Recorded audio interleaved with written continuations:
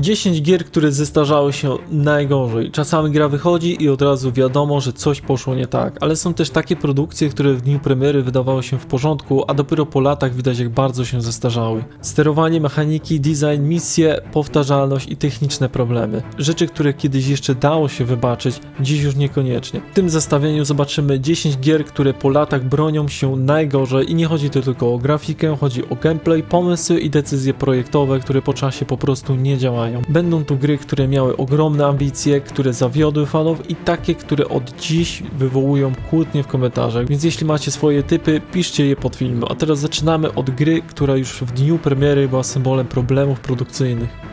Daikatana.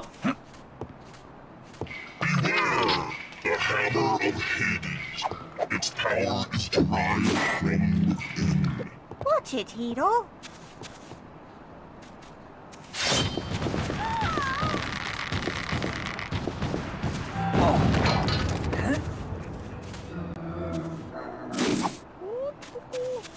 FPS, który miał być rewolucją, a stał się jedną z największych wpadek w historii. Daikatana historia jest prawie tak słynna jak sama gra, bo za projekt odpowiadał John Romero, jeden z twórców Doom. Oczekiwania były więc ogromne, marketing obiecywał rewolucję, a gracze dostali coś zupełnie innego.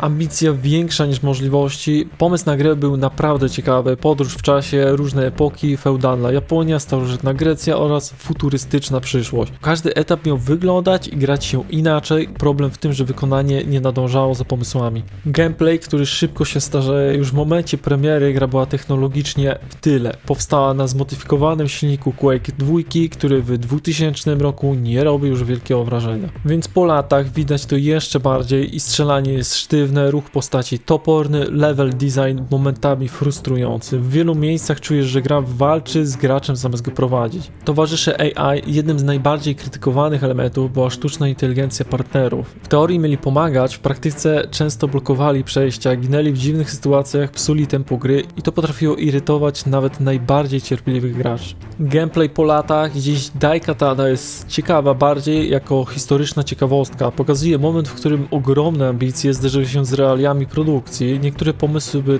naprawdę dobre, ale całość nigdy nie złożyła się w spójną grę.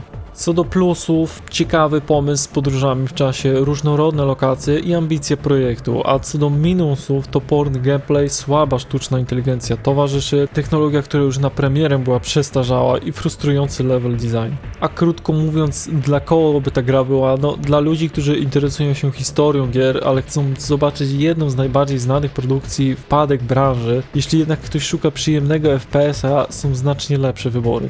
Zaczęliśmy od głośnej wpadki z wielkimi oczekiwaniami, to teraz czas na grę, która była w produkcji prawie półtorej dekady i kiedy w końcu wyszła, wielu graczy nie mogło uwierzyć, że na to tyle czekali.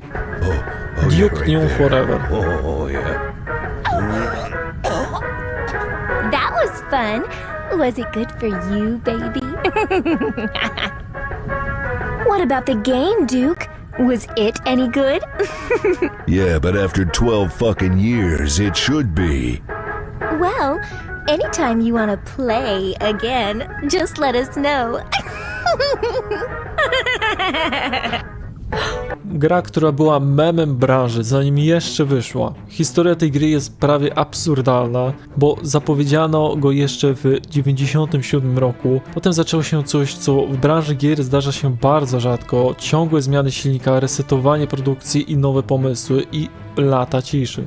Więc gra w końcu wyszła, tylko dopiero w 2011 roku. Problem w tym, że świat zdążył się w tym czasie kompletnie zmienić. Bo to Duke z innej epoki. Seria Duke Nukem 3D była kiedyś symbolem bezczelnych, przesadzonych shooterów. Dużo akcji, humoru, dystansu do siebie. Ale w 2011 roku taki styl był już dla wielu graczy po prostu przestarzały.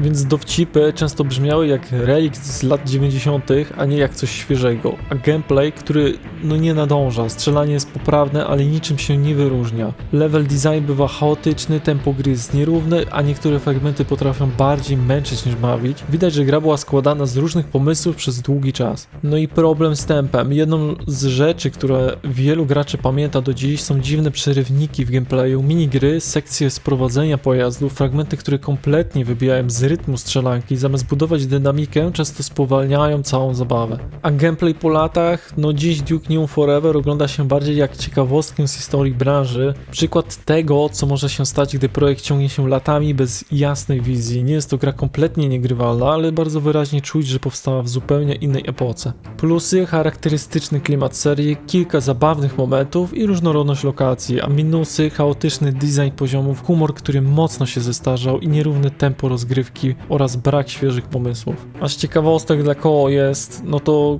dla graczy, którzy chcą zobaczyć finał jednej z najdłuższych produkcji w historii gier, ale jeśli ktoś szuka naprawdę dobrego shootera, to raczej nie tutaj. Mieliśmy grę, która była w produkcji ponad dekadę, to teraz czas na tytuł, który miał być brutalnym, realistycznym kryminałem. Dwóch bohaterów, świat przestępczy i bardzo mroczny klimat. Kane and Lynch Deadman. You got a key code? You're stealing your own shit? Not your concern. Not my concern. Not my fucking concern! Shit, must be here. This is bullshit! We gotta open them. Open them all. Brutalny kryminał, który miał być czymś dużym, ale potknął się po drodze.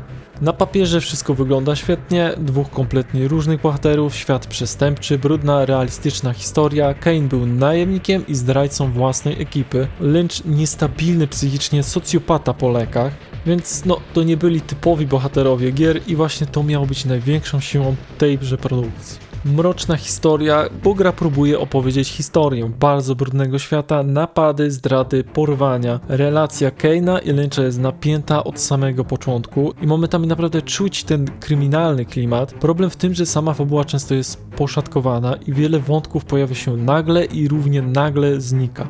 A strzelanie i mechaniki, gunplay jest poprawny, broń ma ciężar, strzały brzmią solidnie, ale sama mechanika walki szybko pokazuje swój wiek i system osłon jest toporny, sterowanie bywa nieprecyzyjne, a starcie często zamienia się w chaotyczną wymianę ognia.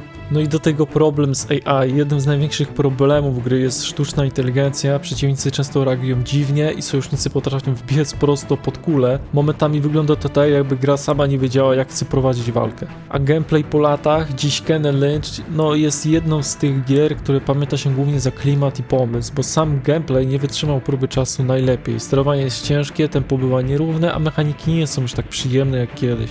Plusy: mroczny klimat kryminału, nietypowi bohaterowie i kilka mocnych scen fabularnych. Minusy: toporne sterowanie, problemy z AI i chaotyczne strzelanie oraz nierówna narracja. A dla kogo jest? No dla osób, które lubią mroczne historie o świecie przestępczym i dla graczy ciekawych, nietypowych bohaterów, ale jeśli ktoś szuka dopracowanego shootera, to gra może mocno sfrustrować. Brutalny, przestępczy świat był, to teraz czas na coś jeszcze dziwniejszego, grę, która miała być wielkim powrotem kultowej serii horrorów, ale zamiast strachu zostawiła wiele graczy zdezorientowanych.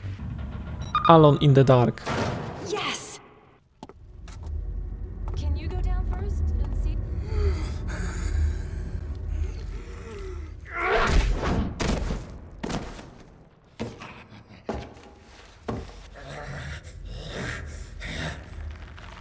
I taste your fear. So many questions. Then I suppose you're the answer man, shithead? Horror, który miał zrewolucjonizować gatunek, ale pogubił się w swoich pomysłach.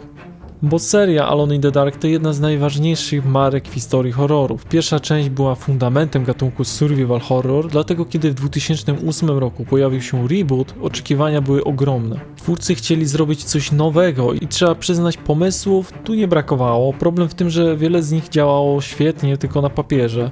A najbardziej charakterystyczną mechaniką tej gry jest ogień, bo możesz podpalać przedmioty, tworzyć pochodnie, blokować potwory płomieniami, świat gry reaguje na ogień i w teorii daje to sporo możliwości, ale w praktyce często robi się z tego chaos. Fizyka i eksperymenty, gra mocno stawiała na fizykę i interakcję z otoczeniem. Możesz łączyć przedmioty, tworzyć improwizowaną broń, rozwiązywać zagadki środowiskowe. Brzmi ciekawie, problem w tym, że system sterowania jest bardzo niewygodny i wiele prostych czynności trwa zdecydowanie za długo. Epizodyczna struktura, twórcy próbowali też podejść do narracji jak do serialu. Gra jest podzielona na odcinki, każdy zaczyna się podsumowaniem wydarzeń jak w serialu telewizyjnym i pomysł był ciekawy, ale tempo gry przez to często się rozjeżdża. A gameplay po latach, no dziś widać, że Alone in the Dark było bardzo ambitnym projektem, za ambitnym, bo wiele systemów działa niedokładnie, sterowanie bywa frustrujące i fizyka czasem wariuje, a kamera potrafi przeszkadzać bardziej niż pomagać. Plusy, ciekawe pomysły na mechaniki, system ognia i interakcji, kilka naprawdę klimatycznych momentów, a co do minusów bardziej niewygodne sterowanie, problemy z kamerą i nierówne tempo gry oraz zbyt dużo niedopracowanych systemów. A z ciekawości dla kogo jest? No dla osób ciekawych, eksperymentalnych gier, bo Alone in the Dark to bardziej ciekawostka niż klasyk, bo można zobaczyć wiele innych interesujących pomysłów, ale też szybko poczuć, dlaczego ta gra nie zestarzała się najlepiej. No a skoro mieliśmy ambitny horror, który pogubił się w swoich pomysłach, to teraz czas na RPG, które obiecywało ogromny świat i wielką przygodę, ale rzeczywistość okazała się znacznie bardziej chaotyczna. Two Worlds 2.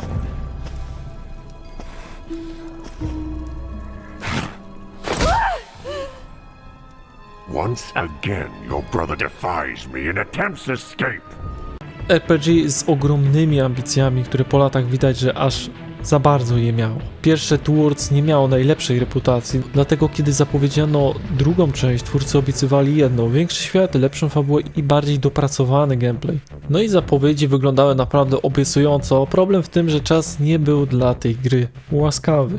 Więc a propos ogromnego świata, jednym z głównych atutów gry był otwarty świat. Mapa była duża, pełna miast, pustyń, dżungli i ruin. Teoretycznie miało to być RPG, który daje ogromną swobodę eksploracji, ale po latach widać, że wiele lokacji jest po prostu puste albo powtarzalne. Świat robi wrażenie rozmiarem, ale nie zawsze zawartością. A system walka próbowała być dynamiczna, masz różne typy broni, czary, możliwości rozwijania postaci. Niestety sterowanie i animacje potrafią być toporne, starcia często wyglądają chaotycznie, a przeciwnicy nie należą do najbardziej inteligentnych.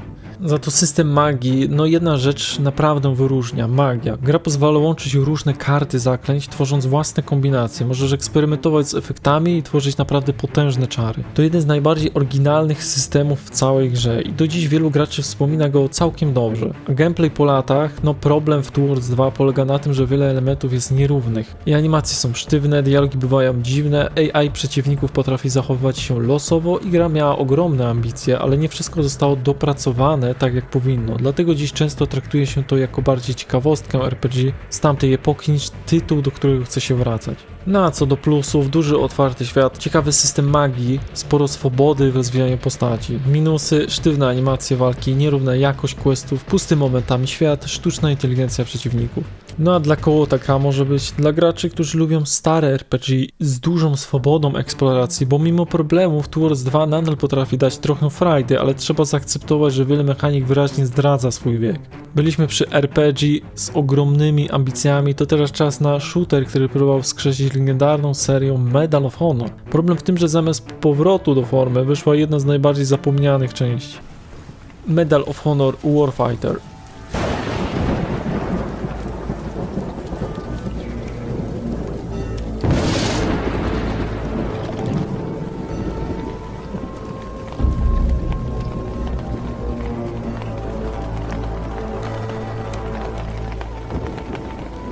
Kontynuacja realistycznego shootera, która zgubiła to, co w poprzedniej części działało najlepiej. Bo seria przez lata była jedną z najważniejszych marek wśród strzelanek wojennych, ale po latach przerwy seria wróciła w 2010 roku z nowoczesnym konfliktem i bardziej realistycznym podejściem do wojny. Dlatego kiedy zapowiedziano Warfightera w 2012 roku, wielu graczy liczyło na rozwinięcie tego pomysłu. Twórcy obiecywali bardziej osobistą historię żołnierzy, realistyczne operacje specjalne i jeszcze większy nacisk na autentyczność. Problem w tym, że w praktyce gra nie spełnia tych oczekiwań.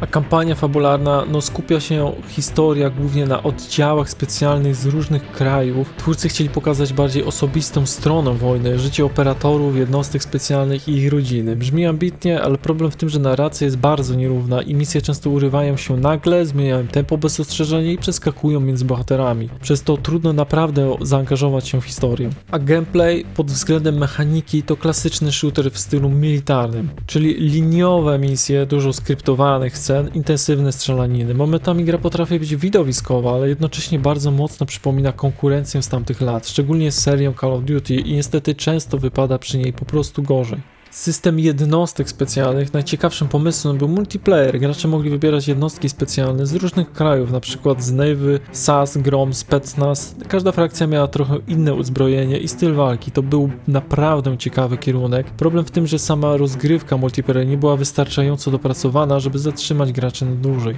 A gameplay po latach, dzisiaj Medal of Honor Warfighter jest raczej zapomnianą strzelanką. Nie dlatego, że była kompletną katastrofą, ale dlatego, że w tamtym czasie konkurencja była po prostu dużo mocniejsza. Gra nie zrobiła nic na tyle wyjątkowego, żeby wyróżnić się na rynku. To w praktyce zakończyło się końcem historii tej serii.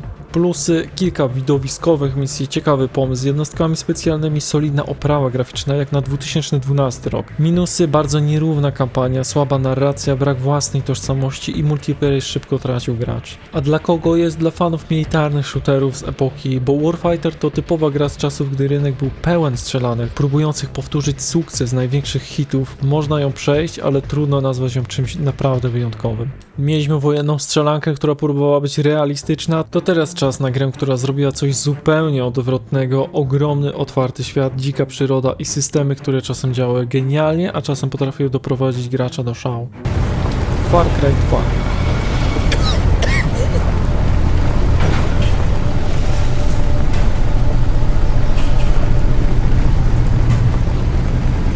Ambitna strzelanka z otwartym światem, która dla jednych była genialna, a dla innych potrafiła być frustrująca jak mało która gra.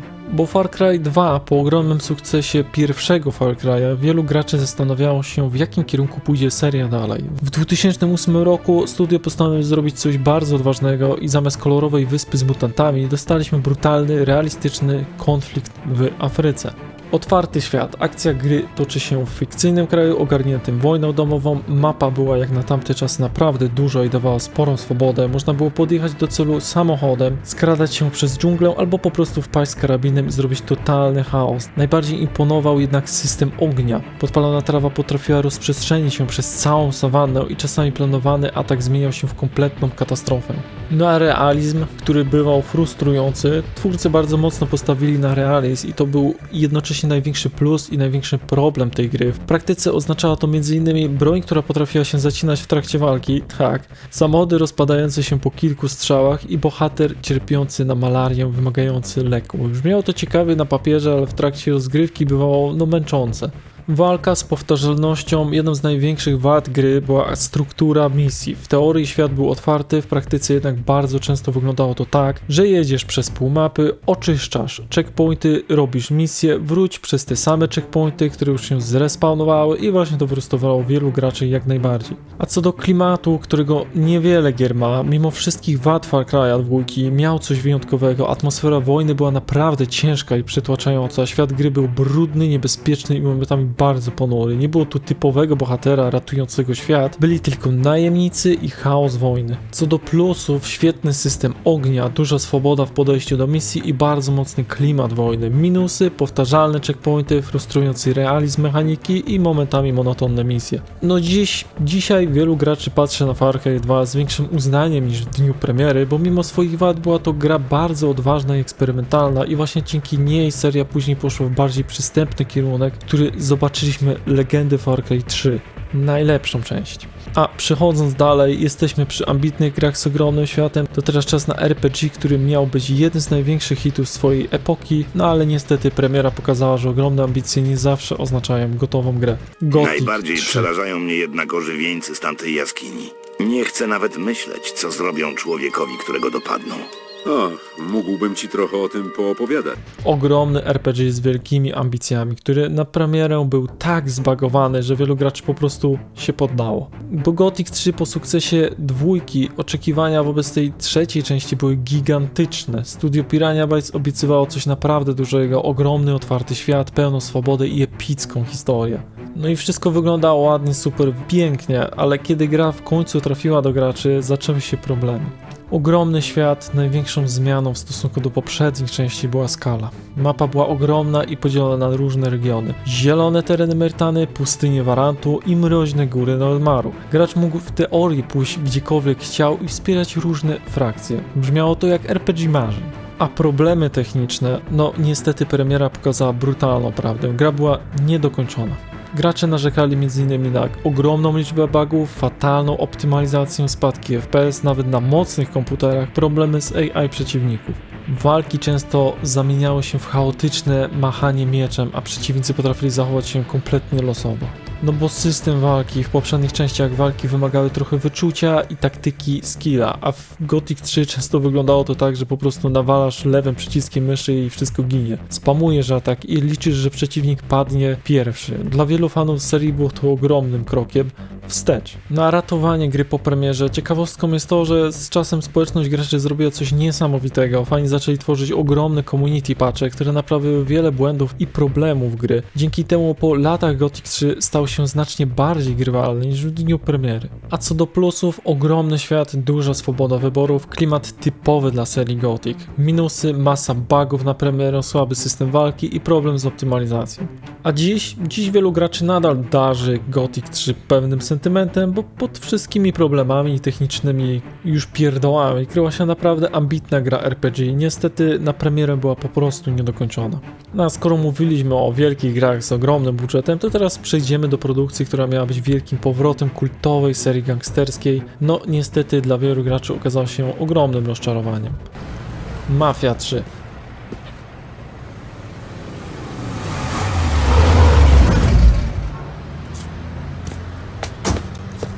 Sorry I'm late. Got caught up crossing the bridge. Don't worry about it. Excuse me, sir. I'm looking for my stepbrother, Lincoln Clay. You seen him? He used to get ticked off if you were even a minute late. Kiss my ass. There he is.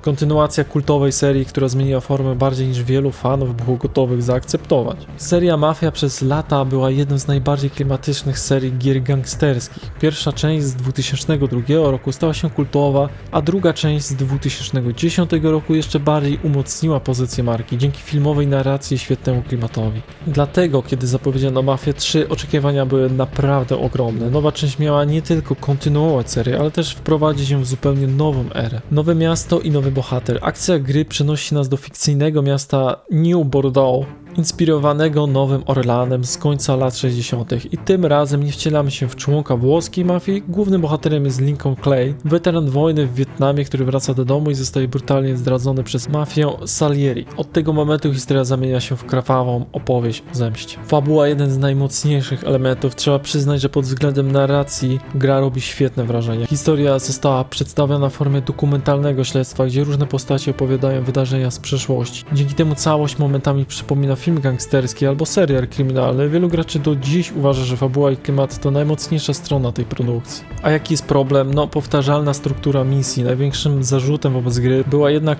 powtarzalność. Bo większość rozgrywki opiera się na bardzo podobnym schemacie: niszczenie interesów mafii, eliminowanie podwładnych i przejmowanie kolejnych dzielnic miasta. Ten cykl powtarza się przez dużą część gry, bo przez to wielu graczy po kilku godzinach zaczynało mieć wrażenie, że wykonuje ciągle te same zadania.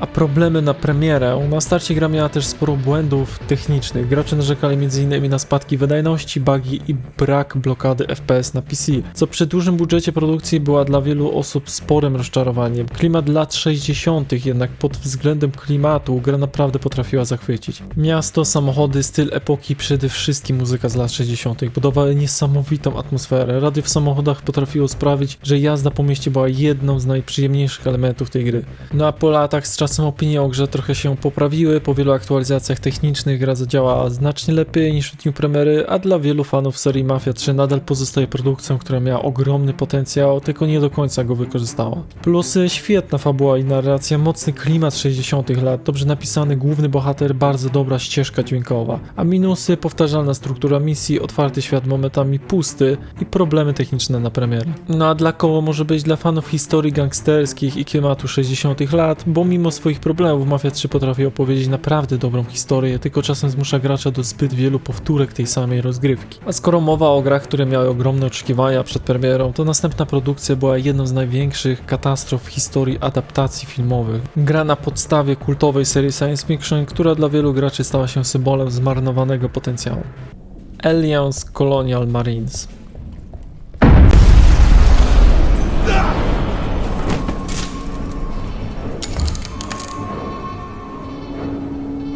Winter, what the hell just happened in there? Raider 6-5, are you in the air yet? explosive decompression in Sulaco.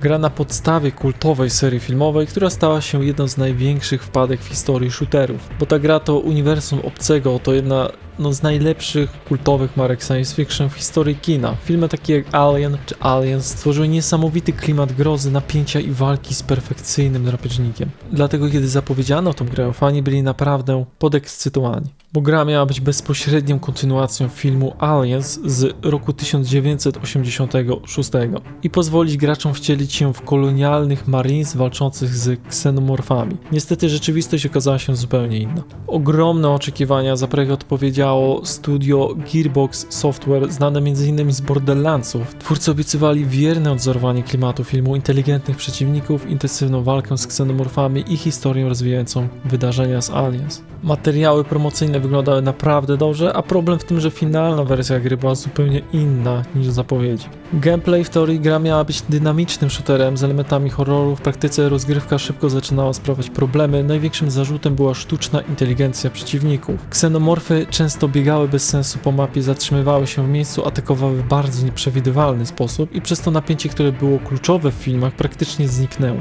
Problemy techniczne, gra była też pełna błędów. Gracze narzekali na bugi w misjach, problemy z animacjami, słabą optymalizację i przestarzaną grafikę. Szczególnie dużo kontrowersji wywołało porównanie materiałów promocyjnych z finalną wersją gry i różnica była ogromna.